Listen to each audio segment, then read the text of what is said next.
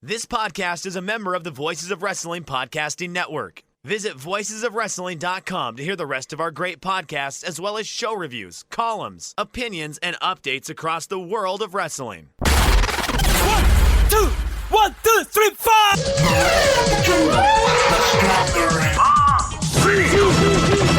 It's KC time!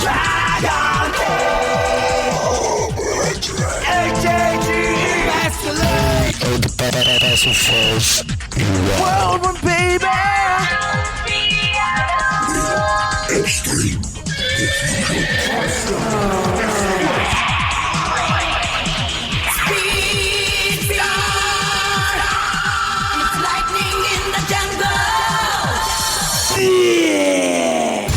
You're listening to Music of the Mat on the Voices of Wrestling Podcast Network. Hello, and welcome to Music of the Mat, the podcast devoted exclusively to the music of pro wrestling. It's all part of the Voices of Wrestling Podcast Network. I'm your host, Andrew Rich. This is episode 109, and it's about the themes of the old Dragongate unit, the Millenials.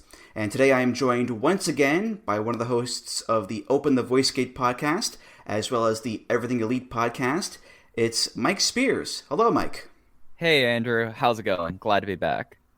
I'm good, thanks. Yeah. I'm glad you're on as well, of course. Talking some more Dragongate themes, as we usually do when you're on here. And I know last time you were on, Mike, we talked about the changed landscape of Dragongate and all that, and by golly, it's changed again. The generational war is now over. You've got new units like Masquerade and High End. Natural Vibes is back. You've got the rise of SB Kento as this rocket-packed young star, and all this focus just in general on young talent like Shun Skywalker and Dragon Dia, Hip Hop Kikuta, and all those guys. So a lot's gone down since the last time you were on the show here, Mike, that's for sure. Yeah, it's a really exciting time. They're in the midst of a generational shift right now, as the first really of the old guard Masato Yoshino is now T-minus 2 months and 18 days until his retirement. And, it's something that I was talking with someone in the Voices of Wrestling Discord. Like, this is, I know Joe and Rich always says this is the right time to get in Dragon Gate. I don't always prescribe to that. The best time to get into Dragon Gate is yesterday, but the second best time is right now, and it's a really exciting time. And talking about Millenials and talking about this group of individuals, really 2013 to 2015, really takes you back, because listening through these themes, and I recently finished a Dragon Gate USA rewatch project with KSLO on Open the Voice Gate, where a big moment in the Dragon Gate timeline was the Millenials landing in the summer of 2013, and just the idea of the fact that Dragon Gate right now is going through a full-fledged generational shift and a youth movement, and this was one that they attempted less than 10 years ago with differing success. I think that's fair to say. Yeah, and we'll get to all that in due course. But you mentioned Yoshino. I mean, it's so weird to me. Just we're only a few months away from the retirement of Masato Yoshino, and that's a massive deal, considering just how important he's been to Dragon Gate and Toryumon for years now. He's one of the guys, capital T, capital G, and in August, that's it. He's done. Which, given his current state, physically, I'd say it's for the best, Mike. I love the guy, but it's time, Mike. Yeah, and it's something that really, over the last year, we kind of had Masato Yoshino. So for people who don't know, in the spring of 2017, Masato Yoshino suffered this really traumatic neck and back injury that he pulled a John Cena and returned in less than 4 months. But the punishment of that return was the doctors when he went through all of his rehab. And it was something that it was kind of remarkable at the time, that because Yoshino lives in Osaka and apparently lives close to the hospital that he was rehabbing at, and they wanted him to stay at the hospital, and he refused to. He says, I'm just going to walk to the hospital each day because I want to go home and watch baseball after I'm done rehabbing, but I'll be there every day. But, he is kind of the Japanese John Cena in a lot of ways, but they told him you could either get the surgery, kind of change your style and prolong your career indefinitely, or we could get you pretty much kind of patched together, and we don't know how long you can go with that. And sadly, really, it was the end of last year was kind of the end of his real active in-ring participation. He's doing retirement matches now, and it's something that I like to pretend that, and Case and I are doing a ton of Yoshino coverage over the next few months, but his career, for all intents and purposes, kind of ended with SB Kento and all of RED disbanding Toryumon and the Final Gate unit, no DQ loser must disband elimination match. So it's a wild time, and it's interesting right now just because of all these things changing, and then all these things that are just kind of like coming to a head right now. And at least since I've been covering Dragongate, with the exception of the Strong Hearts, the split, and the ownership changeover, this is kind of one of the more interesting times, because it's very hard to imagine a Dragongate or a Toryumon without Masato Yoshino, without the speed star there. But it's rapidly approaching, and it's something that I think fans of Dragongate across the world are all collectively coming to terms with. Yeah, I mean, when Sting can take a powerbomb and you can't, that's a sign that the end is nigh, And listen, like, how long have we said, oh my God, these Dragongate guys, these Toryumon guys, they're immortal. They can go forever. It's incredible. And, for some people like Shingo or Mochizuki, that's still true. But Yoshino's time has come, just like it'll come for everybody. I just wish it didn't come during a pandemic with clap crowds, but, them's the breaks, Mike, I guess. Yeah. It is going to be nice that Dragongate being Dragongate, they were able to get 2 dates at Kobe World Cannon Hall, so that usually their biggest show, they do 1 show at Kobe Cannon Hall. The only 2 companies that run this building are New Japan and Dragongate, and they've been running it since Toryumon, but they got 2 dates, which, I mean, also is hopeful because it's probably going to be 50% capacity again. And the first date is Kobe World, and the second date they've already announced is Speedstar Final. And that's kind of the importance of Yoshino. Like, other people in the company, when they've left, like, they've done tours, and then they will have like one big nice match, and then Dragongate's kind of is kind of famous for their really tear-jerking graduation. So I can only imagine just how emotional it's going to be August 1st. Absolutely. Well, in any event, Mike, usually when you're on, we talk about the Masters of Dragongate, which is basically just a mishmash, a hodgepodge, if you will, of various singles themes in the company. But today, as we mentioned, we will discuss the themes, both unit and singles, of the Millenials. Not the general age group that people are fond to shake their fists at, but rather the stable that was around in Dragongate from 2013 to 2015, originally consisting of Eita, T-Hawk, and UT, but then it grew to include El Lindaman, Flamita, Yosuke Santa Maria, Kotoka, and Rocky Lobo, who, if I'm not mistaken, Mike, he was just this luchador who was only around for a few months, right? So Rocky Lobo was brought over at the same time as Flamita. So that the overall concept of Millenials was that, true to the name, that they were people who are young members of the roster, but the saying was that if you are born after 1990, you are friends. If you're born before that, then you're enemies. And Rocky Lobo was a young guy that they met when Eita, T-Hawk, and UT were in Mexico on excursion along with Flamita, and he came to Dragongate. Dragongate at that time was kind of at a weird place with its foreign talent, with its gaijin. But Rocky Lobo came over, did a couple months, kind of disappeared, and then it's always a funny thing whenever we see stuff of Rocky Lobo. Like, he retired for a little bit, and he came back, and he just like goes to the gym now. Like, I've not heard anything of Rocky Lobo over like the last 8 months, but it was always one of those funny things when it would usually be Cubs fan or Rob Viper like posting like, oh yeah, Rocky Lobo is up to something, because it would just crack me up at the very least. Yeah, it's like Kevin Steen in Muscle Outlaws, just coming in for a few months and then, boop, he's gone. And he'll always have that footnote, but it's still weird to look back and be like, oh yeah, that did happen. But anyway, like you said, Mike, the Millenials, their whole hook was that they were the young guns of the company, trying to take over and make a name for themselves. And anyone born before the year 1990 was on their hit list. So to borrow a line from Patton, Boomers are the enemy. Wade into them, spill their blood, shoot them in the belly. But yeah, I mean, there have been just countless staples in wrestling over the years where the whole gist is like, we're the new guys, it's our time now, yeah. You know, the new blood, the Nexus, Generation Next, and so on and so forth. But Millennials are like the only group I can think of that actually set a date on who their enemies were, which is pretty unique in that sense, Mike.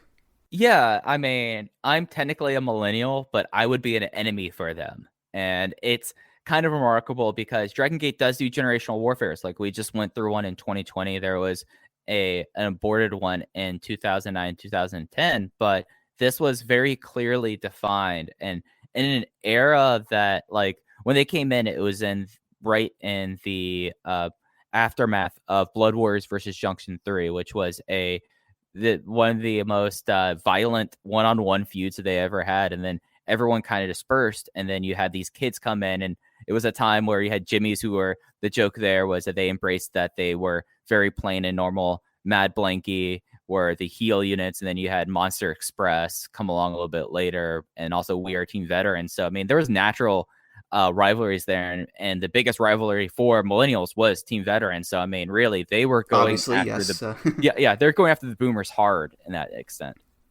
Yeah, and I know that every unit has their color scheme, and theirs were red, white, and green because those are the colors of the Mexican flag. And Eita, T-Hawk, and UT all went to Mexico to train, and they came back as the Millennials, which is a cool little touch there. And they also had luchadors like Flamita and Rocky Lobo in there too. Eita's moves have Spanish names. UT became known as like a Llaveo guy. So aesthetically, it all really meshed well together. It wasn't just this random group of guys. The links were there. And yeah, like you said, you had these other great factions there too, like Monster Express and Mad Blanky and the Jimmies and Team Veteran to act as foils. But, you know, as far as like the overall success of the group goes, that's a different story, I think, because, you know, usually the goal of the Young Guns stable is to say, here is the future of the company. These are the next group of dudes. Maybe not all of them are going to be like headline stars, but they're going to be the backbone of the company for years to come. And much like with the New Blood or the Nexus, that didn't end up being the case for the majority of the Millennials. It's been a real mixed bag of results there, Mike, I'd say.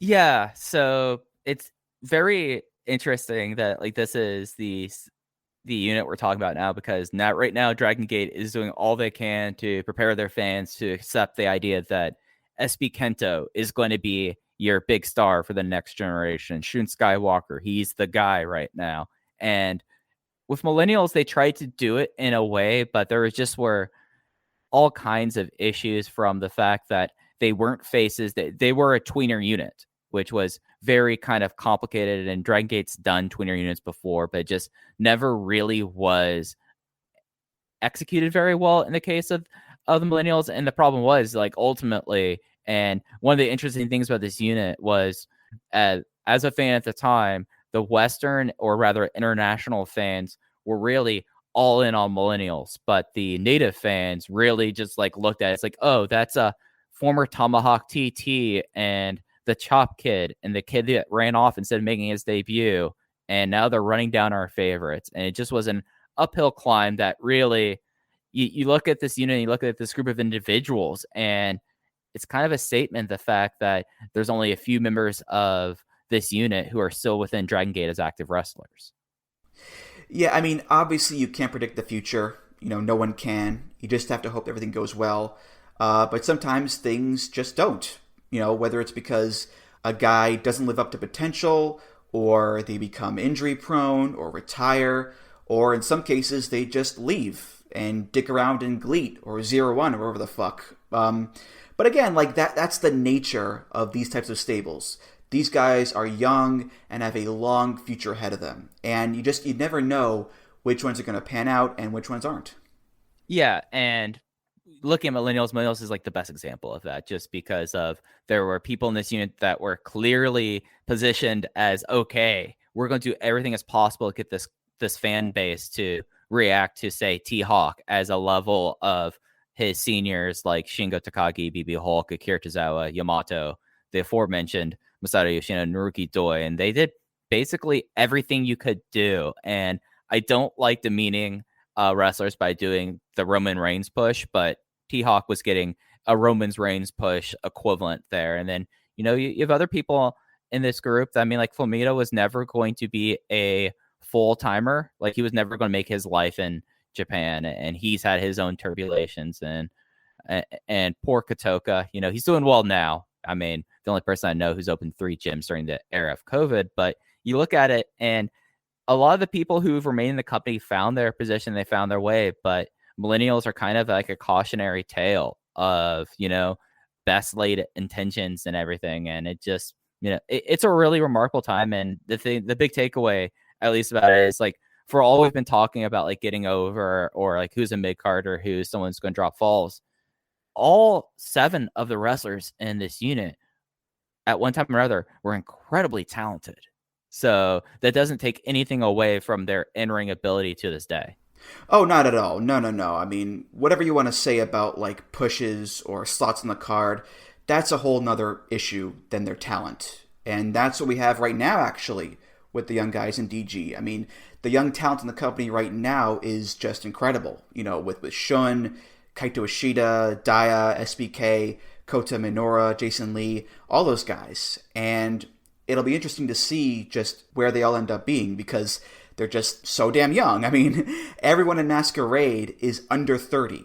And SBK and Kakuta and Kamei, they're all like 20, 21. So we have a lot of time ahead of us to see where each guy goes in their career, Mike. Yeah, I mean, when we talk about SB Kento, Hip Hop Kakuta, and even someone like Funky Jackie Kamei, they're, with the exception, they're like a year in. Yeah. It's like I didn't have my act together when I was 20 or 21 and I was in college. Like, who knows with that? And I think that's one of the things that makes it so exciting is following the promotion now, you're really seeing someone like Hip Hop Kakuta. Bless his heart, what happened to him when he got injured at Dead or Alive. But this was a guy who was main eventing a show less than a year into his career and never having wrestled in front of an active crowd that could actually do crowd calls. So, I mean, it's exciting. It's an exciting time in the company. Absolutely. Well, anyway, let's get to these themes here. And like I said, we'll cover the unit theme and the individual themes of each guy, except for Rocky Lobo, who did not have one. And we should get this out of the way right now. The Millennials Stinger. Millennials. We'll be hearing that a lot this episode, and I like it. It's short, sweet, to the point. I like the way they pronounce it all jauntily, and it's a good contrast with the other big stinger of the era, which was Mad Blanky. So, thumbs up for me on this one here, Mike. Yeah, and the one nice thing about like Millennials and things is like that the aesthetic carried over. I don't know what the word for like an audio aesthetic is, or I guess maybe the theme and with the stingers, like it carries over like in such a way that this was a time that, I mean, Team Veteran Returns had a stinger as well, and it's very interesting. Like going back, like this is one of the few unit albums that I've had. So like going back through it and listening through it, and it's like everything has like a very concerted and concentrated theme that is like perfectly encapsulated with Right Here, Right Now. Yep, and that's where we'll start with the unit theme. This is by KT, and it's called Right Here, Right Now.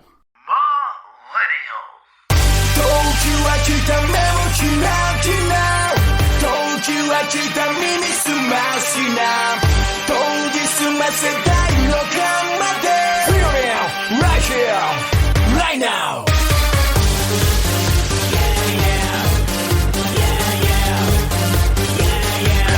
Right now. 地球の裏側から来ました挨拶代わりに未体験ゾーンいざなうぜベビーこの先行はビーナー時は来た目もキラキラ時は来た耳すましな研ぎ澄ませたいのかまで Feeling right here right now So I want to make a Jesus Jones or Fatboy Slim reference very badly, but I will hold my tongue on that. What I enjoy about this unit theme is, A, it's a pretty damn good theme, and B, it shares a lot of the same traits as the Millenials singles themes. High energy, based heavily in electronica music, auto-tuned vocals, lyrics about generations and new eras, and the wrestlers' own personal stories and how it's their time to shine. I mean, it's called Right Here, Right Now, and that was the whole point of the Millenials. Enough about the past, enough about the old guys. It's our time, right here, right now. And that's all set up in this theme, and we'll see it later on in the singles themes too, Mike. It's perfect. Yeah, and it's something that I feel like sometimes in Dragongate themes, they don't really have like the great beats or like the time signatures, so you can like time in your entrance and like going through the curtain or hopping up on the apron. But like this is a theme that is etched into my brain because of like one, like the overall vibe and the lyrics like you're talking about, but like the perfectly timed thing when everyone would come out to the ring and when everyone would hop up on the apron, and it usually was always queued up to Right Here, Right Now whenever that lyric was sung. And it's just like a really awesome, like heavily auto-tuned theme as most of the themes in the Millenials. And you know, I'm not good with like time signatures, but I have a feeling, or at least I get the sense, that almost all of the themes, with the exception of probably Lindaman's theme, had a very similar time signature. So it really was like a united group, and with like with a group that had such like a clear direction of being the new generation, it just is perfectly encapsulated with Right Here, Right Now. Definitely, yeah. And again, speaking of the contrast with other units of the era, it does a good job of standing out on its own, because the Jimmy's theme is this good time rock and roll song. Team Veteran is this like 90s old school epic metal song with a choir, and Mad Blanky is like the dark version of this song, where it's electronica but darker and heavier and angrier with the evil laugh. So it works in that context too, Mike. Oh, absolutely. And this is something about like this 2013, really through the start of Berserk era, was everything had such like a clear, just a clear brand, a clear audio aesthetic. I'm gonna keep on saying audio aesthetic, I think this, but like everyone had like a good like theme and trope that fit in with it. And you know, Millenials were none different with how like great the singer was, how great like the auto tuning was, and just like the overall just energy that all the themes in the group had. Mm-hmm. And I know that on this show, I often rely on Google Translate to help out with the lyrics. Now, there is an English version of this song, which we'll get to in a second, but for this one, I did the old translate anyway, and you can still get the gist of it, I think, mainly with the chorus. Time has come, open your eyes, sharpen up to the sixth sense, feeling right here, right now. There are also some very strange translations, too. Ignore the signal and change the arrow of that hand, baby. Looming target in anticipation of an alternative greeting had been cut to the baby. Era, get to pull out the knife. So, weird shit like that. But you sort of get the gist of it, I think, Mike. You know, era, the arrow of time, perhaps? I don't know. Yeah. I do like how this is probably the first Google translation of lyric that I'm just going to say this line as it's translated. Let's leave the trajectory of my et al. Generation right here, right now. First time I've ever heard et al. Used in a Google translation. Yeah, it's pretty unique, I guess. Yeah, the English version does make it a lot easier with the lyrics, too. And speaking of, let's play a little bit of that English version of Right Here, Right Now. Time has come, open up your wide. Time has come, let's look out for it. Wake on your sixth sense, it's feeling right here, right now.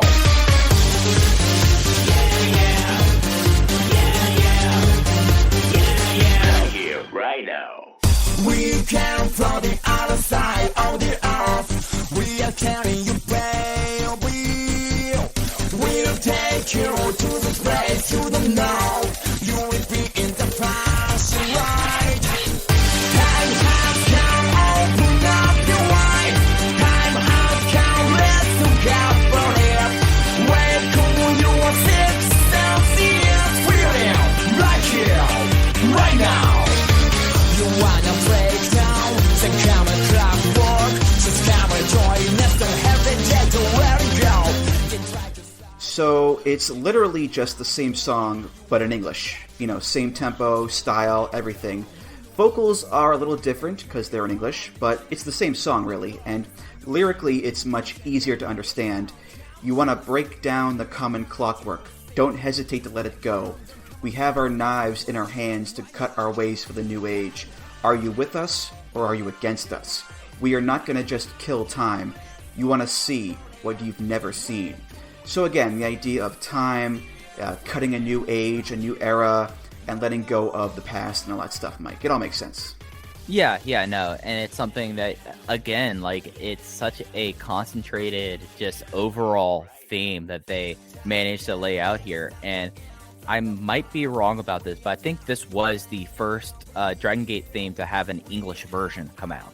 So it was a pretty landmark thing when this theme came out as well, and it came out, like, towards the end of the unit, and I remember it, like, happening. It's like, I was like, Millennials got an English theme? Oh, it's the same song, but they have someone coming out and singing in English, and now that's kind of been something that nearly everyone now has an English theme that they go with. Yeah, and we've had a few on this show as well, yeah. Certainly makes my job easier, that's for damn sure.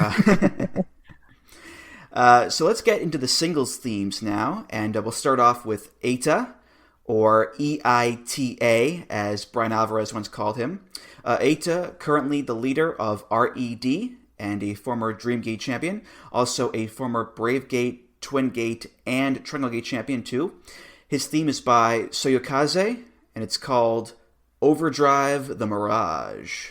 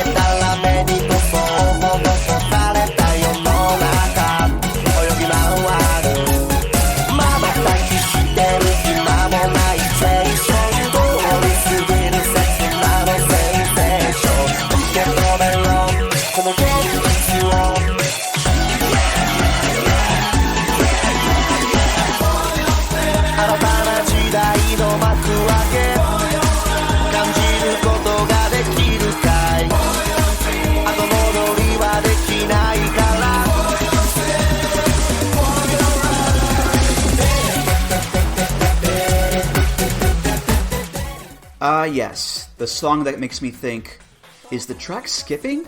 Oh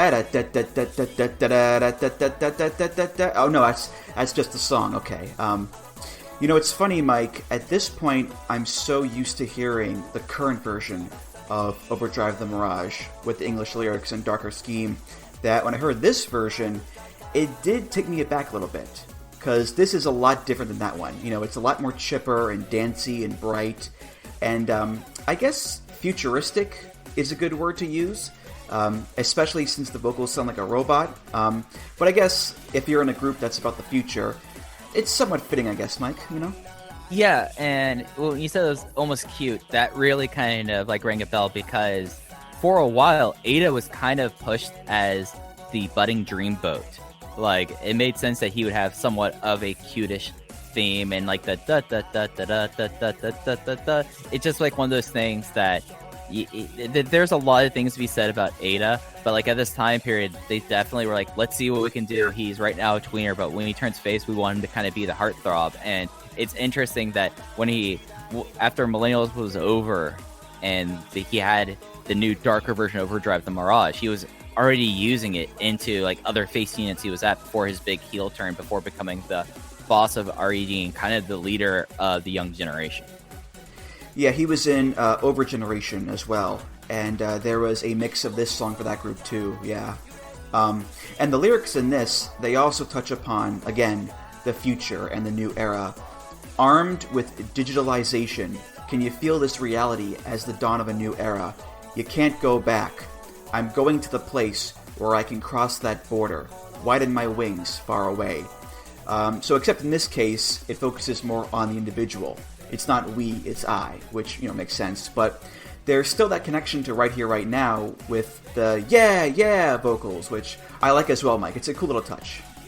Yeah, and it's something that's very interesting because when Eita, T-Hawk, and UT came back from Mexico, originally, like you mentioned, Eita, all of his moves are in Spanish, and it's something that like he more embodied, like coming from Lucha Libre. He was someone who was a assistant member of Perros del Mal. Like he was someone who, and it became somewhat of a joke. Like he was someone that everyone, like before he really kind of took the bull by the horns after everyone left, everyone kind of like made the remarks like, oh, he's in the doghouse. And it was kind of like whispers because he'd rather be back in Mexico. And talking about like spreading his wings and flying away, there's a lot to be said about at least Eita's trajectory up until his heel turn with like how it holds up to his lyrics.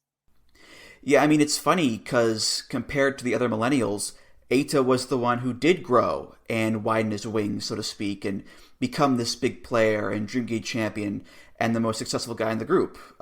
It took a while to get there, mind you, but Eita is now an established top guy, which was the whole point of this group to begin with. So say what you will about him being in the doghouse or whatever, but eventually he did make it on top, Mike.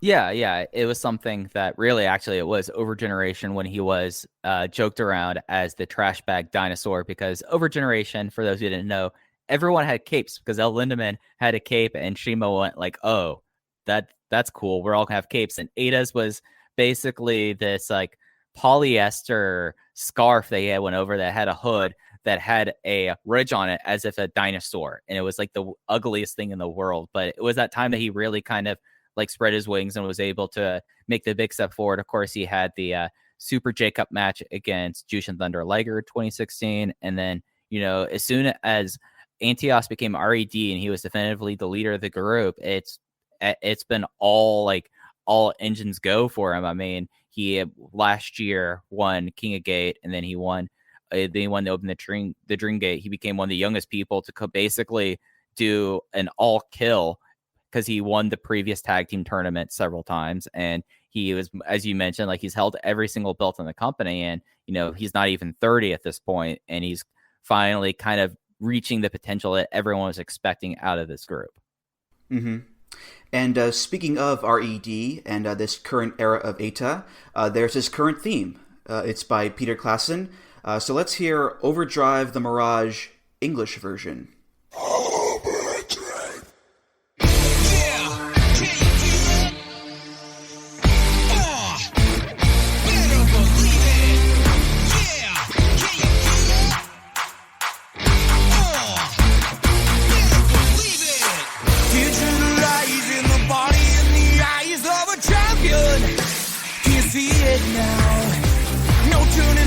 Supernova in the psyche of a master.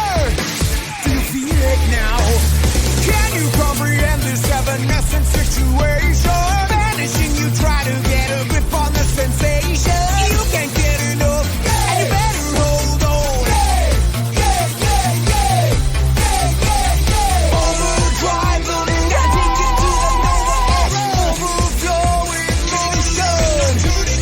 Overdrive, it's an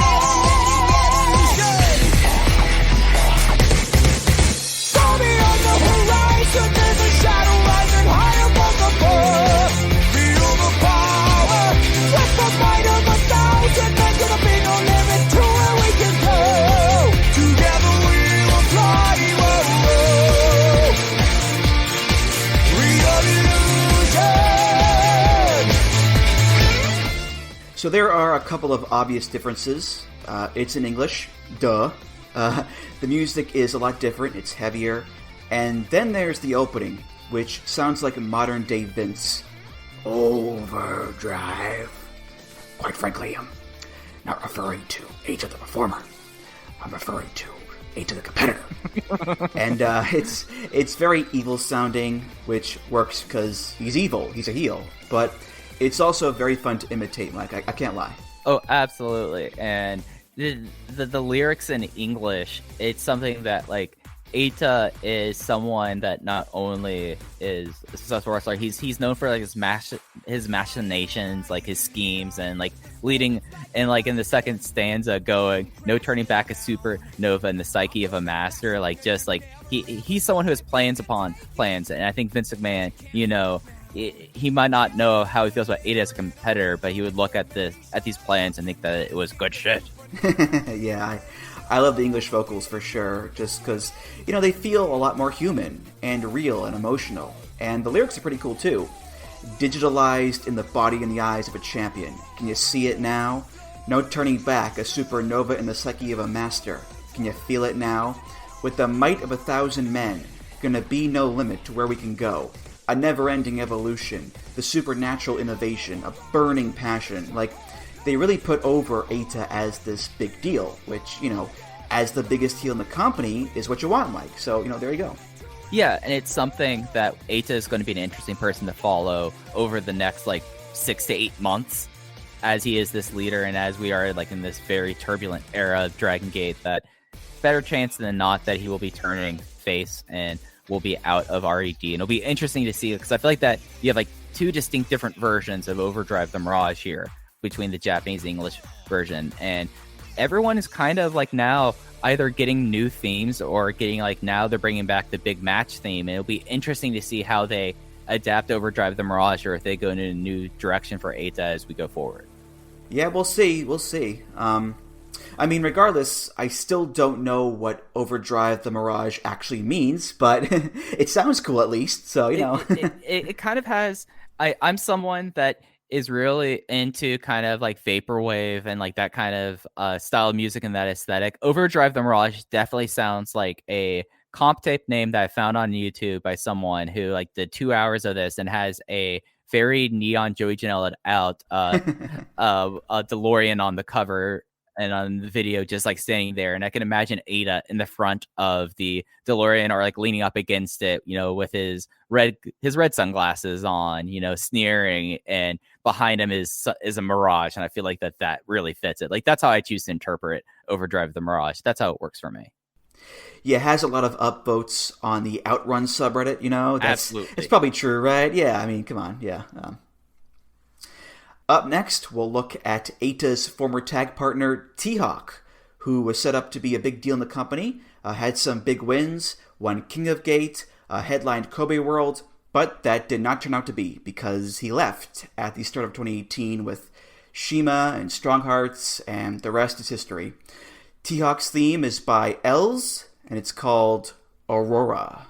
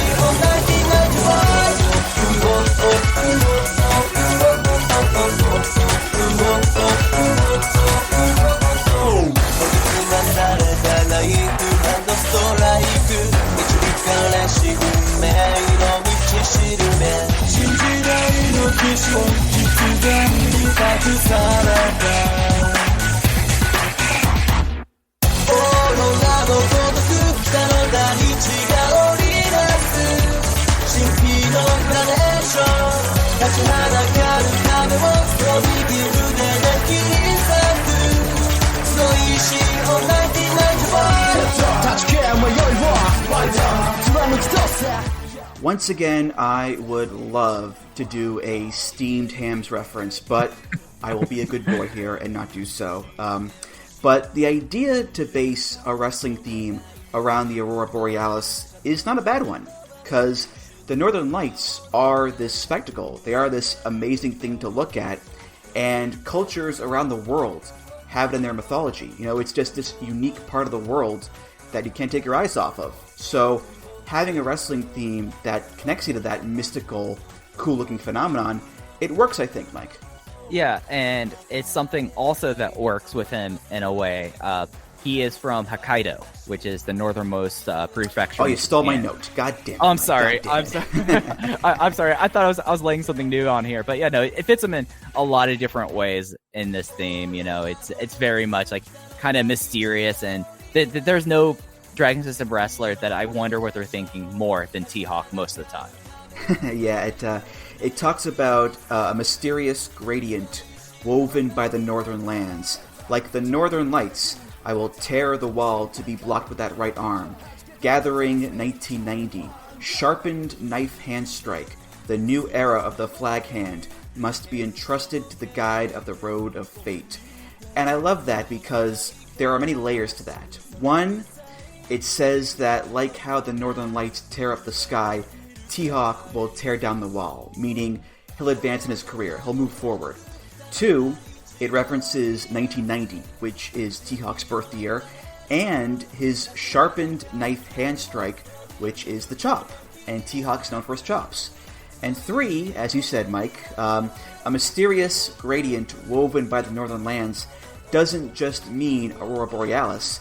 T-Hawk's hometown is in Hokkaido, which is the north of Japan. So you have all these little things that work metaphorically for T-Hawk, but also literally about him too. So that's pretty cool, Mike. Yeah, and I mean, even like other than like the knife hand chops, it calls out Night Ride. That's been his finisher pretty much since returning. It's just like a really like interesting theme music, and you could tell like the difference between Eita's theme with Overdrive the Mirage and T-Hawk's theme and Aurora. That one of them was going to be a guy, and one of them was going to be the guy. And this is a theme, and these are lyrics that you give to the guy. Yes, and unfortunately, he did not turn out to be the guy. The irony of him having this theme song about tearing down the wall, and he's this special guy and whatnot, and it just didn't work out that way. I mean, they tried. He won King of Gate. He made it at Kobe World. He took out was it the Jimmies or was it Team Veteran? Team Veteran. Okay, yeah, because he got the push, but the way it worked out, it just didn't take, and he left with Shima and Lindaman and Yamamura, and he's been pretty much a nomad ever since. OWE in China bombed, and in Japan he zipped around to Wrestle 1, DDT, Big Japan, All Japan, 0-1, fucking Kaliga Pro. Now he's going to be in goddamn GLEAT. It's like such a damn shame, Mike, because whatever jokes about his promo skills aside, he's a really great wrestler. And he deserves a lot more than where he's at right now. Yeah, and it's interesting. On Open the Voice Gate, I mentioned like we're starting work on a Masato Yoshino project, and Case brought forward the Kobe World 2015 main event with T-Hawk after winning King of Gate. Actually, no, he won King of Gate 2 years later, but he challenged against Masato Yoshino, and everything was like just set up for him. I mean, it really is like the best laid plans. I mean, in this lead up to like his first big main event match, like the biggest show in Dragongate's year, he not only eliminates the Team Veteran, which has all the old guard, has Masaki Mochizuki, has Shima, has everyone, and then in Dead or Alive, the cage match, he's the one who eliminates Shima and takes his hair. And then Shima goes, all right, you did this. Now it's time for you. You took my hair. It's time for you to take the ball and run with it. And, it's never due to lack of effort for T-Hawk. It just was one of those things that Dragon Gate's a unique company. And, you could set up all of these plans. You could set up everything like this. But if the crowd doesn't like you, I mean, you're kind of stuck. And the crowd in Dragon Gate likes different things than the majority of Japanese wrestling. And it's insane because T-Hawk is incredibly talented. One of the matches he had in Wrestle 1, it was him and Lindaman against Shuji Kondo, who's now back in the fold, and Koji Doi. It was one of the Yokohama Bunka shows. Was insane. And his appearances in AEW, I mean, didn't make a lot of appearances, but I mean, it is a trivia note now forever that Strong Hearts versus SCU was the opener for the first AEW pay-per-view, and there was a really sneaky fun tag match that was an 8-man tag. It was the Young Bucks and Cody and Dustin Rhodes versus Shima and T-Hawk and Private Party. Yeah. Incredible match. It's just a shame that just never really, like, he might be the most cursed man because it looked like in 2020 that Strong Hearts were going to be based around Mexico. There was like they debuted on AAA on the last show in AAA before they shut down. And if they were based in Mexico, they would get more opportunities to work in America. And they started working in America a whole lot between Defy and Warrior Wrestling. And then COVID happened. It's just like he is someone that I find incredibly fascinating. If ever got a chance to talk to T-Hawk, I would have a lot of questions, but I think those are questions that he wouldn't have the answers of either. Yeah, it's weird because there was that Young Bucks match with him and Lindaman too on Dark that was also really good. And it's just a shame because that AAA AEW run would have been a real good spot for him, I think. Something fresh and exciting at least. And then the pandemic hit and nixed that, and he's been bouncing around ever since. And there's even been talk of him retiring as well. And you just want to talk to the guy and say, buddy, you are so talented in that ring. You deserve better. You can be a big star. I know you can. And because of COVID or loyalty to Shima or whatever, it's just he's not doing it. And, I don't know for sure what his future is going to be. But right now, it's not looking that hot, Mike, I don't think. Yeah. It's one of those things that you look at someone and it's just the Case has a phrase that I'm going to butcher here, but in 100 realities, he's living in the worst one. Imagine it's very easy to see the world that instead of Eita kind of being the banner waver of this generation that's happening, it would have been T-Hawk and everything with Tuck, and it would have been a completely different Dragongate, I would argue, if just certain things happened and things went T-Hawk's way. But interestingly enough, during the excursion that they had, they did do some DGUSA appearances, and T-Hawk got the American crowds immediately. That's how frustrating T-Hawk is, because it's not due to a lack of him trying. He's not someone who ever half-asses it in the ring. He just was someone that what he was offering, people weren't buying. And by the way, he was the guy who took out the Jimmies.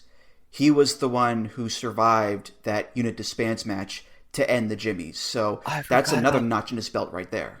Right. Yeah. I mean, it's something that, they kept on trying. I actually had an article that I wrote up on Voices of Wrestling for the Kobe World 2017 main event where he won King of Gate and he was going to face Yamato, another capital T, capital G guy in Dragongate. And this article was all about and it was very pessimistic of me. And I felt bad about it 3 years later looking back at it. But my closing line was basically we'll see if this is another failed ace. For his sake, I hope it isn't, but I'm not really, I'm not just waiting in anticipation. I can see how the cards will fall. And then, the cards fell the way they were.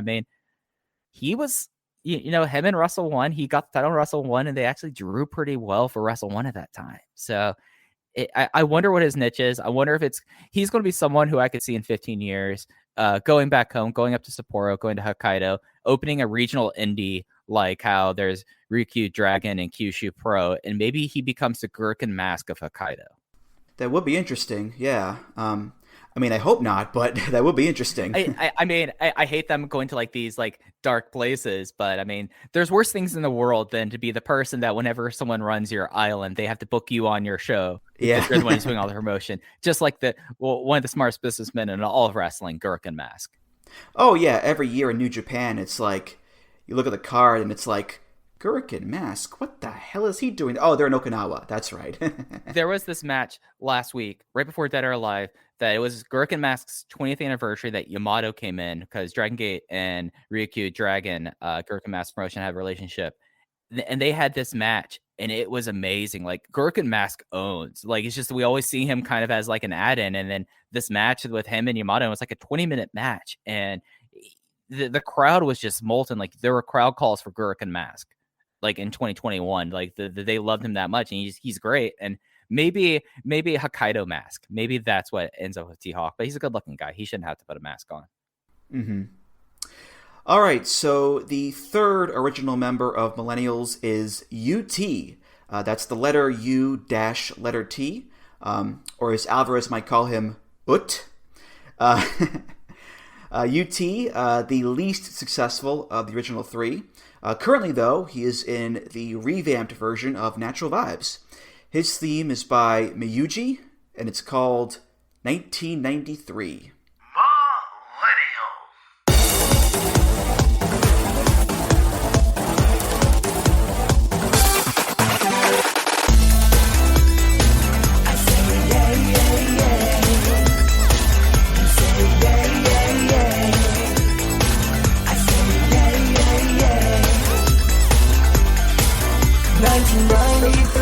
Millennials.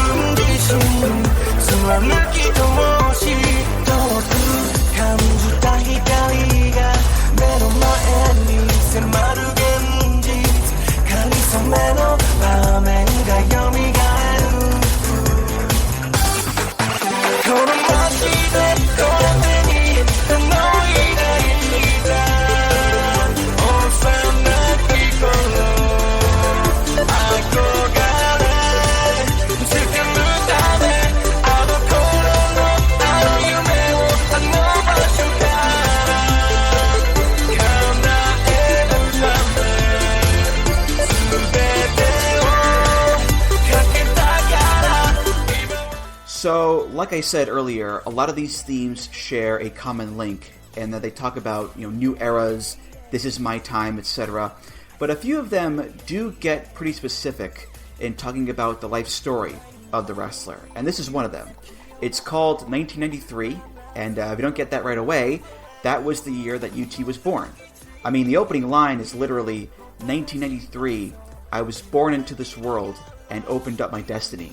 Like, it could not be more clear that the song is about UT's life. And, given UT's story of him being a Dragongate fan as a kid and wanting to be in this company, then, using that story as the basis for his theme is a natural and cool thing to do, Mike. Yeah, and it's something that I like kind of how both him and a thing we'll get to later, they kind of like telling like life stories here. UT is a very fascinating figure in Dragongate, not only because of the very trials and tribulations and the fact that we might need to analyze his body for science because he might have bird bones, but the fact that he was someone that was a huge Dragongate fan as a kid. And that's something that, for his seniors wasn't that necessarily the case because, Shingo Takagi is someone who's approaching 40, like he maybe would have seen Torimon in like Shoe Pro, but he wasn't necessarily a fan. UT was a huge fan. Like, there's photos of him with his favorite wrestler growing up, Dragon Kid, when he was a kid going to shows in Nagoya. Like, you could see him in the crowd on shows in Nagoya, and like talking about this in this match is just, and this theme is just really awesome. UT is also, with the exception of Masashi Mochizuki, my favorite person in Dragongate to watch wrestle. So this is a theme that I've really grown to cherish, as it's had different versions throughout the years, but it still kind of has the same thing. And I love our poor bird boned boy here. It's just so someone that like he's really taken the Yaveo style. And if you're someone that whenever you hear Yave and you're like, oh, that's kind of like the really kind of weird lucha libre that Angelico does, seek out UT, because UT has found a way to like adapt it to different audiences to make it look really compelling. Yeah, and naturally, when you have a song built around that kind of story, it becomes very inspirational with the lyrics. You keep believing, you buy yourself through yourself. The light that I felt in the distance approaches in front of me. In this city, in this hand. In order to care for the childhood, I put everything on the table to make that dream come true. And musically, it lines up too. It has this stirring, emotional pop song quality to it that really puts it over the top. So I think overall, it's the whole package that makes it very inspirational, Mike. Absolutely. And like the fact that like it doesn't outright say Nagoya, but it's like a lot of references to the city, his city. And he's kind of become a guy that in recent years, whenever they have their big shows in Nagoya, dead or alive, he's put into big matches and he delivers. And I don't know if you have this in your notes, so I don't want to steal another fact here. He did not debut in Dragongate because the day before he debuted, he was whisked away to Mexico by Eita and T-Hawk because they wanted to train him in his way of his generation. Where was he going to debut? Nagoya. I didn't have that in my notes, but I did know he started in Mexico, which is a nice little fun fact there. Yeah, so it's just such a fun song. Like, it is very stirring, and I mean, now he's kind of called the Braveheart. He is someone that is a very kind of not the size of the dog, but the size of the fight in the dog kind of person. And it's one of those things that it's very hard not to hear 1993 and then feel like you want to cheer on this little guy as he tries to tie people into knots. Mm-hmm. And to be honest, it does help that he's a toothpick. Right? Like, he's a very small guy, and that whole motivational, golly gee, I'm living my dreams story does come across a little bit easier when he's not this hulking muscle god. The problem is, as you said, Mike, he's also known for being injury prone. And does that help his motivational story in a way? Sure. Does it help his career? Not so much, Mike. No. I mean, he has not held a title since he was a member of Millenials. He was so injury prone they put him into a tournament with people like Shun Skywalker and Kaito Ishida because they're like, oh, he's so hurt so much, so he's practically a rookie. So I mean, it's one of those things that you feel for him, and it's one of those things that, like with him in Natural Vibes now, he has some some good leadership there from Ginky and Susumu and KZ that. It's really kind of interesting, exciting to see where it's going to go with him. Yeah, I mean, it's a bit tricky for a company to push you when you've got glass bones and paper skin. So it looks, like plucky underdog is going to be his role for the time being, but he's good at it for sure. And I think Natural Vibes is a great fit for him because, you can't get any more of a lovable plucky group of guys than Natural Vibes. So, I just hope he stays as healthy as he can be, Mike, so good luck to him. Yeah. And, it raises the dancing quotient because he's a much better dancer than Susumu. Oh, yeah, that's for sure. He brings it to the table. Yeah, well, the thing is, it's like UT actually wants to dance. That's half the battle right there, so. It's something that last year when they brought back Natural Vibes and they started the year with like the big tryout thing, and then you had Dragongate. Yeah, that was great. You had Dragongate and Don Fuji who were just doing whatever they could just to corpse people, and you had UT and Takedo Kamei just very dedicatedly doing the dancing. I'm like, all right, they're doing this. They have like the two cute guys up front. You can hide Susumu in the back as he's trying to, as you can see him like think about, okay, next I do my step back, I do my step forward, and just completely would rather be anywhere else but dancing with anyone in the ring. Yeah. This podcast is brought to you by Progressive. Have you tried the Name Your Price tool yet? It works just the way it sounds. You tell Progressive how much you want to pay for car insurance, and they'll show you coverage options that fit your budget. It's easy to start a quote, and you'll be able to find a rate that works for you. It's just one of the many ways you can save with Progressive. Get your quote today at Progressive.com and see why 4 out of 5 new auto customers recommend Progressive. Progressive Casualty Insurance Company and Affiliates. Price and coverage match limited by state law. Well, speaking of plucky underdogs, it's time to chat about Yosuke Santa Maria. Maria is the former Super Shenlong 3 and is an exotico, meaning that she is a male wrestler who dresses and acts like a female, and is referred to as such. Maria's theme is by Yuri Komuro, so let's all take a Santa Maria walk.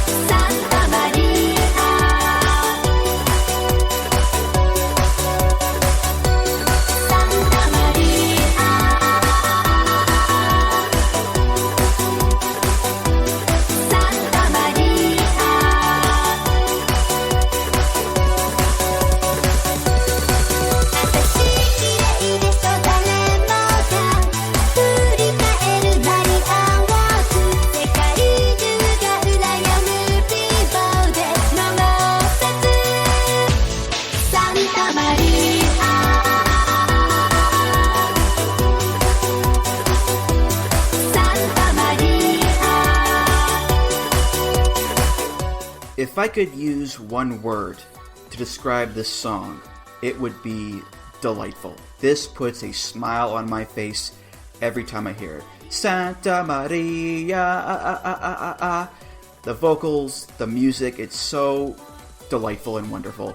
And it's perfect for Maria, too, who is this, bubbly, full of life and love kind of person. I mean, she has the heart symbol in her name, for God's sake. So, is this the coolest theme in the world or the toughest?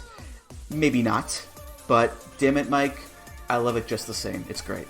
Oh, no. It's a theme that even, through the years, and they've done, the little tweaks for Tri Vanguard for her. It's one of those things that whenever you hear it, it is one of those themes that's impossible not to smile at. Because it's just so, it's jaunty. Well, that's the word to describe it. You got the da-da-da-da-da-da-da, Santa Maria. And you just, you hear that, and you're instantly, put in a good mood. And it fits her personality and her character so well. And especially as, the premier plucky underdog in Dragongate. It fits her so well, and it talks about her kisses. It talks about her hip attacks, and the thing, at least in this translation, I don't know if yours has it, outright reference to Some Like It Hot, which pops me just as well. Yeah, it's so great because the other millennial themes are this is my time, this is my dream, I'm a champion, don't stand in our way. Maria's theme is not about that. No, it talks about her beautiful face, her beautiful ass, her beautiful breasts shaking distressed, her beautiful legs, dazzling hair, wink and hot throw kiss. I mean, this is a real saucy number. But when you have a wrestler who likes to kiss people and put their crotch in their face, I mean, it's not that big of a shock here, Mike. Come on. Yeah. Like, it's definitely like, all right, well, the first lady of Dragongate's come to the ring. Look how beautiful and look how cute she is, and then suddenly she's doing pompous on Gamma, and it's just it's a great disparity that kind of plays out. And then again, we talked just recently about UT and Tri Vanguard when these two people were part of Tri Vanguard with Kakatora. They had like one of the more fun, plucky babyface Dragongate team challenge teams that just is. It's very hard to like hear this theme music, and of course they came out to Santa Maria Walk. They didn't come out to blow them away when this happened because Yatsuka Nakazawa, he knows what he's doing here. Yeah. I mean, it also works because it's not like Maria is destined to be a main eventer, right? I mean, it's okay for her to have the funny, lovey-dovey entrance theme because she's not going to be the company ace or whatever. She's going to be undercard comedy, and that's okay because that's what she's great at. And that's where the character fits. So the theme works for her spot on the card as well, Mike, I'd say. Oh yeah. Like I shudder at the idea of what a big match Santa Maria theme would be like. Like this is, she's usually an opener. She's usually in the Battle Royals, and she'll get like Twin Gate, Triangle Gate challenges, and she's a former Open the Brave Gate champion. It's perfect for who she is. I mean that it's something that like fits the vibe and the aesthetic so well. And I mean, it even fits in with the Millenials aesthetic, like the jauntiness is like a contract to the pseudo overrun of Overdrive the Mirage, the stirringness of 1993, and kind of the mystery of Aurora. Like it's all like a complete package when you take all of these themes as a whole. Absolutely. Mike, I don't know if you were aware of this, but originally Maria was supposed to have an Everclear gimmick. She would have been Yosuke Santa Monica. Folks, let's go. Come on. Would she have a lot of divorced dad songs? Or like that? Would that be like her moves names would be like Child Support or Every Other Weekend? We can live beside Yamato, leave the fire by... Oh, sorry. Okay. Up next, it's the theme for one of the Mexican stars of the Millenials, Flamita, former Bravegate champion, currently signed with ROH. Flamita's theme is by Hikari of the band Acma, our good buddies Acma. This is called Flamfly.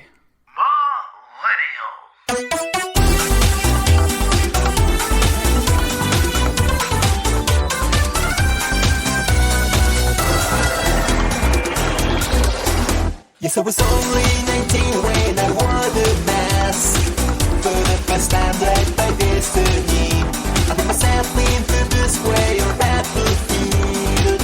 I had no choice but to fight and win. Ay, who rise in the west? Ay, the red sun goes down. Ay, my dreams will come true. Someday I'm gonna be on top of the world.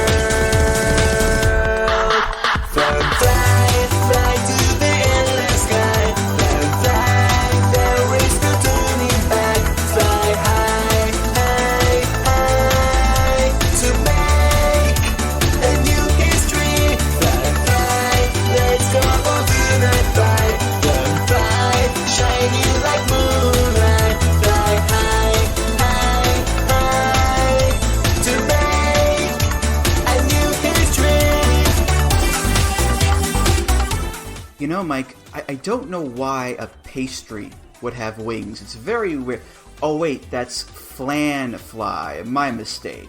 I'm incorrigible. I'm sorry. But in all seriousness, it's no surprise that the Mexican wrestler is going to have a theme that plays into those roots, because this does have an Hispanic flair to it. Not too over the top. It's not like a mariachi band or whatever, but you can feel that Latin dance vibe of this one pretty well, I think, Mike. Yeah, and you have the strings playing with it, and like the way that it has a very pronounced beat to it. It definitely it is very reminiscent of what you would think with someone who is a luchador, someone from Mexico, and in a unit that outright cribs the fact that it was formed in Mexico, and it's very fitting. And this is a theme that it's so identifiable with him. Like, I couldn't tell you what the Mexa Blood or his Ring of Honor singles theme is, because I instantly go to Flam Fly, like, to the extent that after he left Dragongate a couple times, he would use the song on the indies. It just became that synonymous with Flamita. Yeah, and this is another one like UT's theme where it's very autobiographical and inspirational. Yes, I was only 19 when I wore the mask for the first time, led by the destiny. I put myself into the square battlefield. I had no choice but to fight and win. I, horizon in the west. I, the red sun goes down. I, my dreams will come true.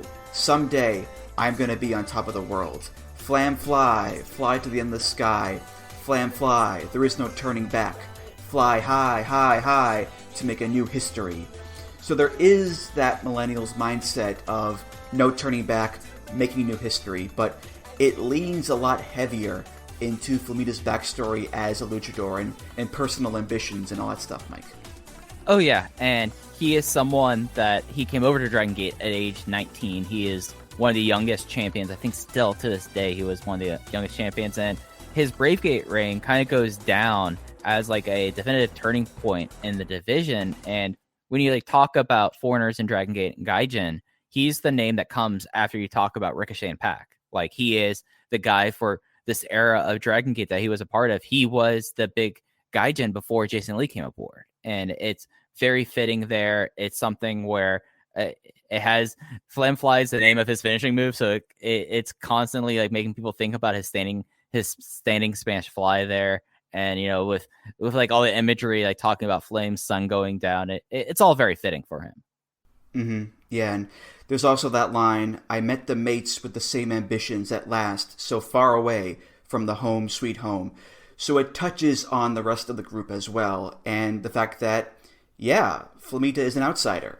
He's from Mexico. This is not his home, but he's going to make it anyway and fly high and do all that stuff. And given that he was Bravegate champion for almost 300 days when he was only 19 years old, there's something to that. He didn't reach the levels of other foreigners like, say, Ricochet or Pac, who were Dreamgate champions, but for a 19-year-old luchador to be Bravegate champion for 290 days, that's a pretty cool deal, Mike. Oh, yeah, and he's someone that if he were to reappear in Dragongate tomorrow, he is a known entity. He has made his name there. And I mean, to the extent that he left Dragongate for a while because he got a position in AAA, which, you don't ever take the Octagon Junior mask. It just never ends well with anyone who takes it. When as soon as he came back, it was, oh yeah, no, it's Flamita. He's back. He's back home. And it's very interesting. He was the person who he brought Bandito into Dragongate, and that launched Bandito's really career and outside of Mexico. And he's just such a figure that with the ambitions that he met with, because the promotions that Eita, T-Hawk, and UT mainly wrestled in were IWRG and DTU was his home promotion. He became this link between Dragongate and Mexico at a time where this was a time where Ultimo was not a name spoken of. People did not talk.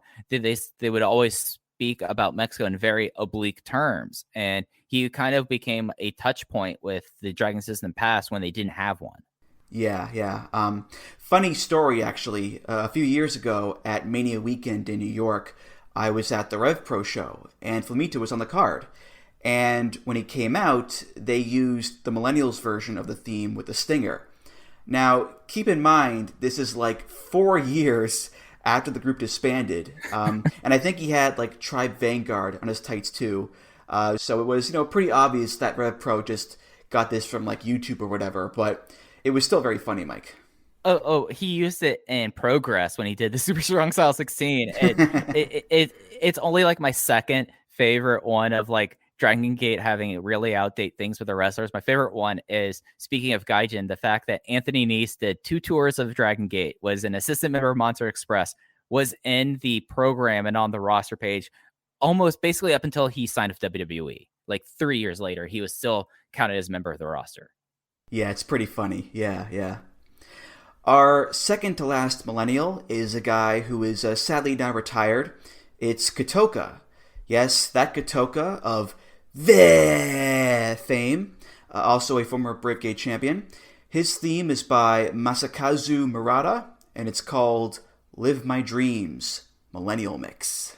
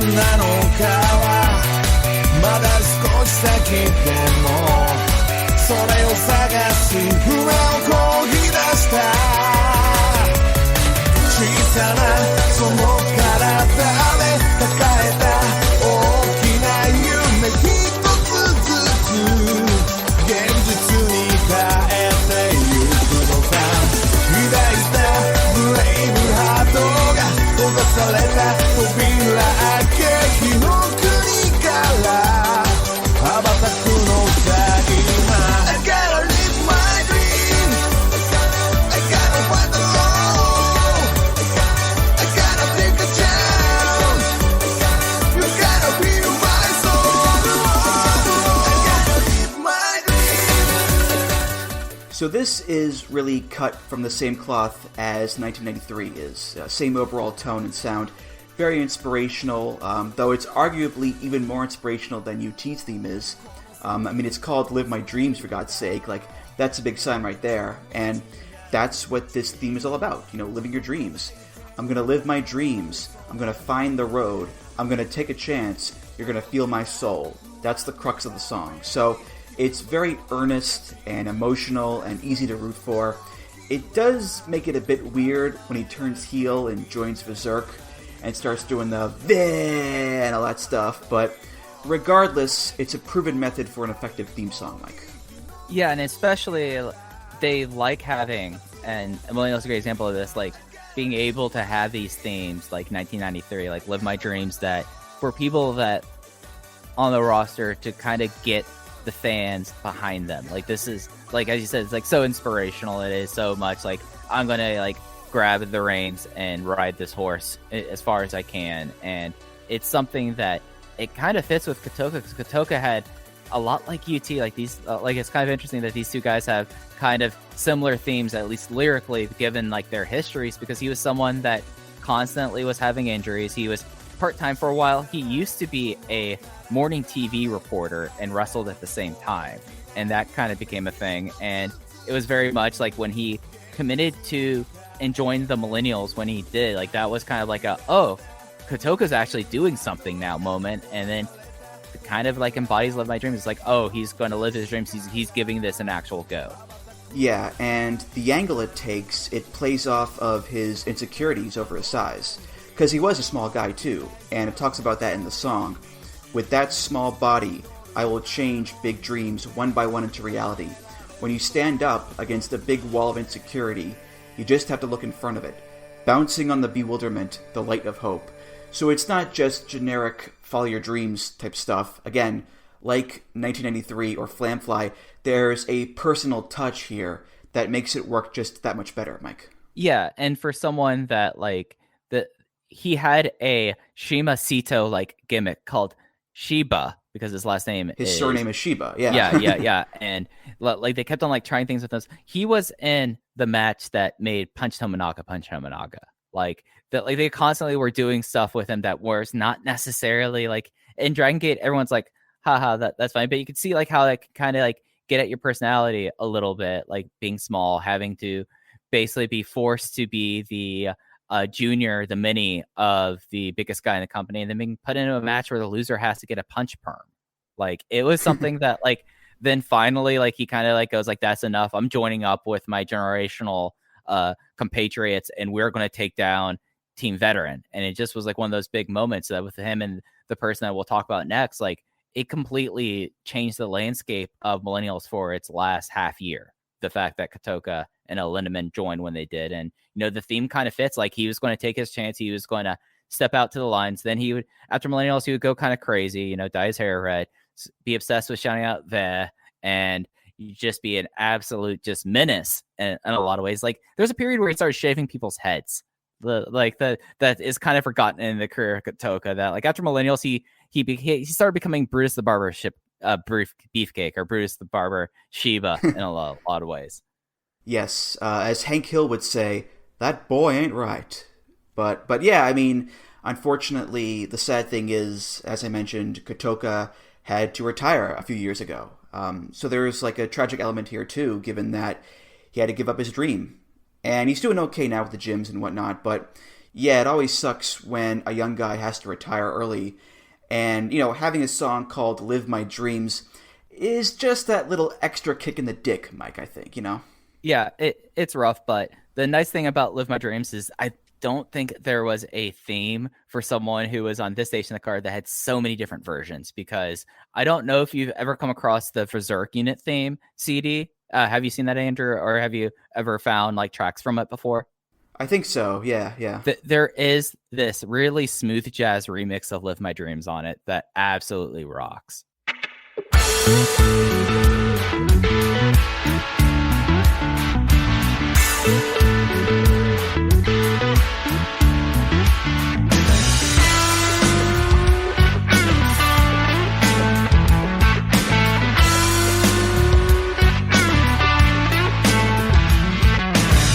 探し求めていたものが何か見つかりそうで、この広い空を見上げていた。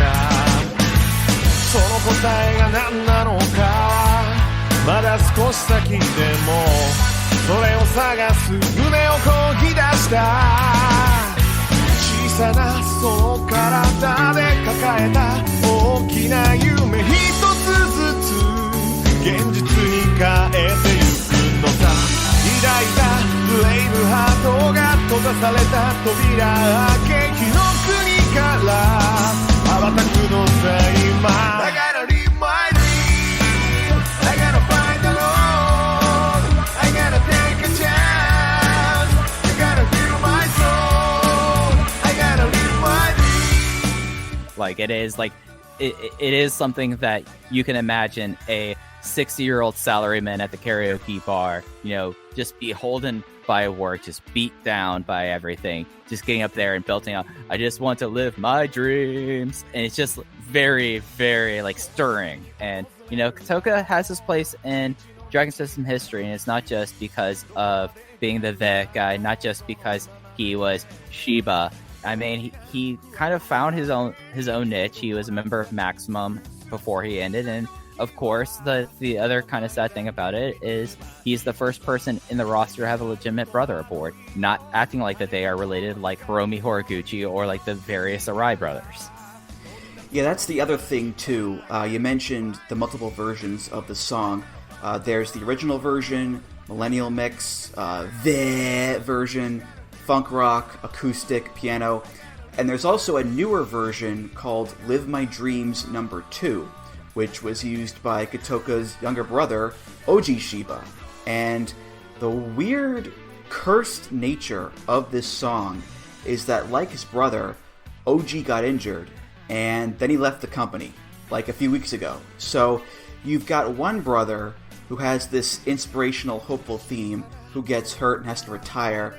Then the younger brother gets that theme, and he gets hurt and decides to leave too. It's utterly bizarre, Mike. There must be something going on in the Shiba household. I don't know if it's like a carbon monoxide poisoning or if it's just like, I don't know what it is, but Oji was someone that debuted right before his brother retired in 2018.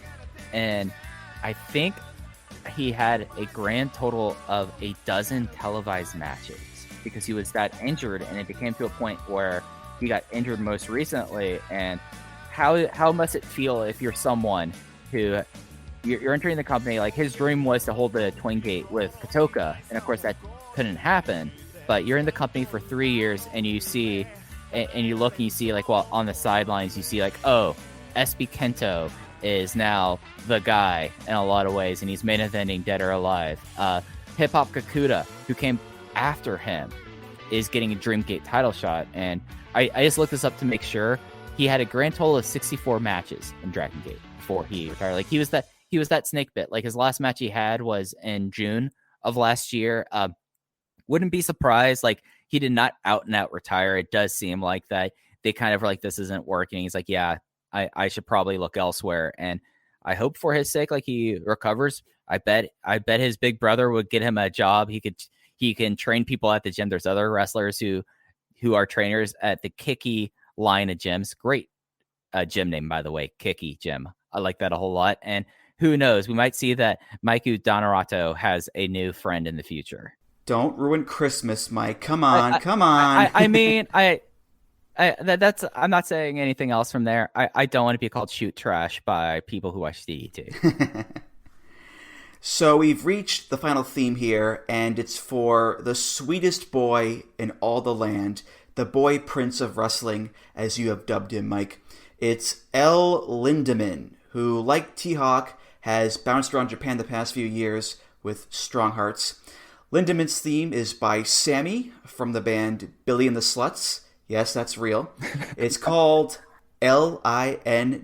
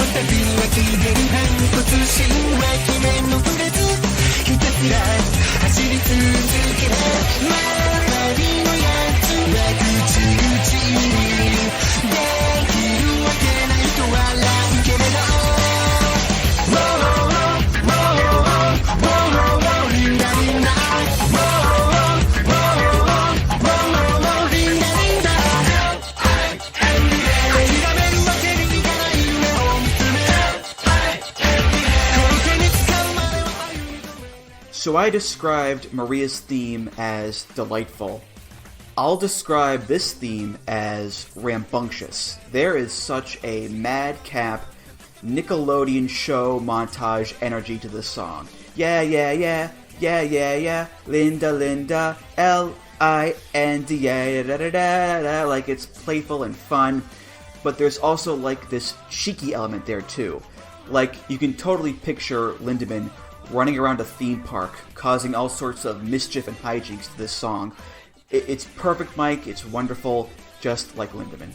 Yeah, I like to imagine that when Strong Hearts were in Florida, that they would go to Universal Studios or Disney World, and just because of how rambunctious Linda tends to be, that he has on one of those harnesses, one of those baby harnesses, and Shima, because Shima's not going to be the one holding on the harness, he throws the handle to T-Hawk, say, "That's your problem, bud."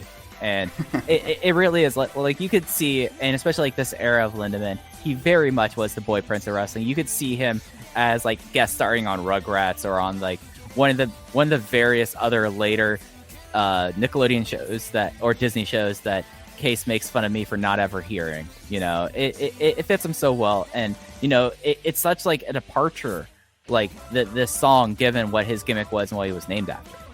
Yeah, I mean, when your name is L. Lindaman, you're already inviting a cheeky energy, and this song lives up to that, because he's a very cheeky, rambunctious boy. The opening lines are, "Staring at a dream that can't be calmed down. I can't stop walking until I have this." Like, the energy is right there at the start. Keep running, keep running, keep running, to expose the irrepressible emotions. Like, it's so fitting for Lindaman, because he's just like, yeah, he's that annoying little brother who won't sit still for 5 goddamn minutes and shut the hell up. And that visual of Shima handing T-Hawk the leash and being like, "I'm going to Epcot, he's all yours, good luck." It's very fitting, Mike. Yeah, it is, and it's something that like he is like talking about like Strong Hearts. Yamamura was the person that was going to be like the breakout star, but Linda is the person that I miss most in the company. I mean, as much as I would love to see Shima kind of have his veteran years in Dragongate, I mean, he's going to chase the bag. Like, he is the Jeff Jarrett of Japan. He's always going to find the money. Like, when Gleet dries up, he'll find another place. T-Hawk's a giant mystery. Linda is the person like out of that group, and he was the person that when he came into Millennials, he provided a certain edge there because like he is a cheeky person. He was a person that we talked about like the crowd connection earlier. The night that Kotoka and Lindaman joined Millennials, Shima was running down T-Hawk as he was wont to do, and then Yuga Hayashi, as he was known at the time, hopped into the ring and basically trash talked Shima on the microphone enough that like Shima like looked to the crowd and went like, "Whoa, okay," and like he was like a very charismatic mic worker, which is something that's so important in the company. And ever since then, I mean, he became El Lindaman. And it just kind of like took off from there. He was the boy prince of wrestling. He had the best cape out of everyone in Over Generation. Then he decided to be obsessed with ropes and face paint. And now I don't even know how to describe his current haircut. El Lindaman is a wild person. Yeah, he's got like Lego hair now in a way. You know, it's like a slicked back pompadour. It's very peculiar. It fits him though.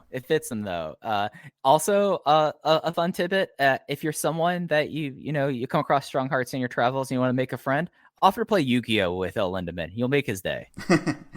Big Yu-Gi-Oh fan is Lindaman? Allegedly a huge Yu-Gi-Oh fan. Times in the States, he was looking at where he could get English Yu-Gi-Oh cards because he was like, I love Yu-Gi-Oh. I want to get English cards. So big fan of this. And of course, like the funny thing about Lindaman is his name and what he was named after, of course. And that kind of plays into his theme song in a way. What was he named after? So there is a seminal Japanese punk band called the Blue Hearts who had a song called Linda Linda that they released the song like 15 years before El Lindaman was born, but this is Dragongate. They will name you after things just because. And so it was like this song. It was like Linda, Linda, Linda, Linda. And I mean, there is a little bit of like reference to that here, but he was called Lindaman, and it's like because they had to make it sound and fit the theme of Millennials, they tossed on the L at the beginning of it. And like you said earlier, the theme is a great contrast too with the other Millennial guys because it's like Eita, Overdrive the Mirage, The Future, Digitalize, The Nova Era, T-Hawk, Aurora, The Northern Lights, Tear Down the Wall, Kotoka, I'm Gonna Live My Dreams, UT, This Is My Dream, and then there's Lindaman, Linda, da-da-da-da-da-da, like, it's a pretty big contrast in tone. I mean, so is Maria's theme, but this one is too, Mike, that's for sure. Yeah, but like, Maria being exotico, that fits in with like the Mexico Lucha Libre vibe.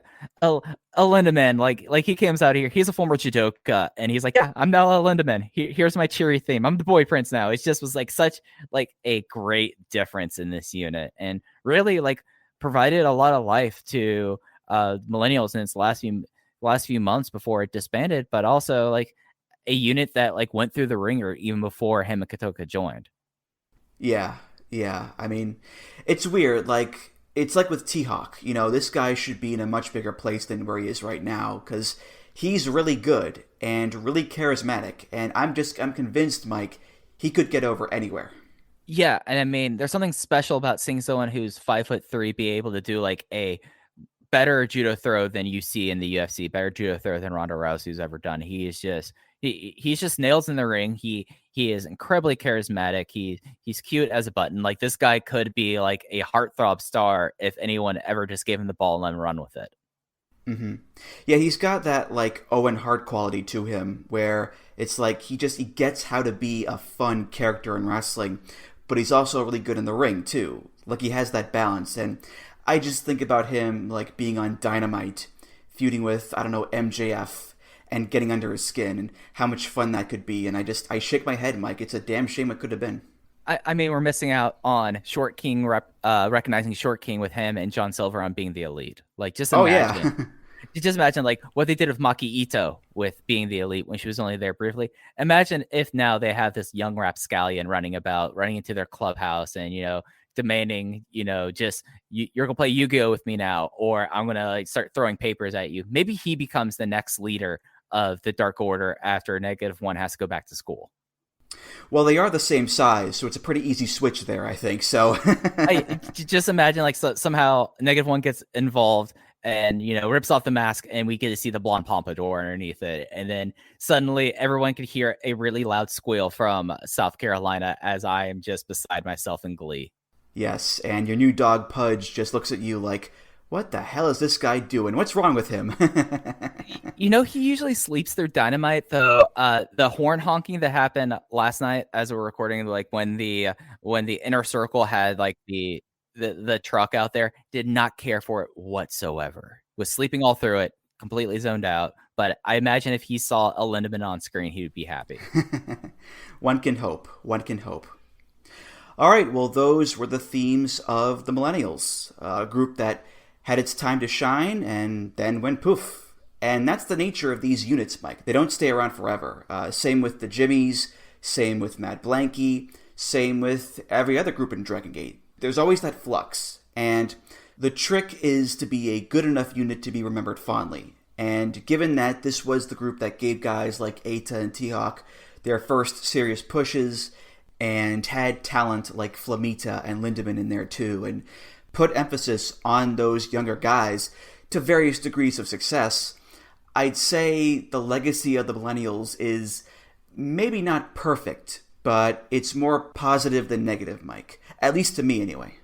Oh, yeah, absolutely. Like, if I'm going to be comparing it to someone, like other units that are not thought of very positively, like, it's not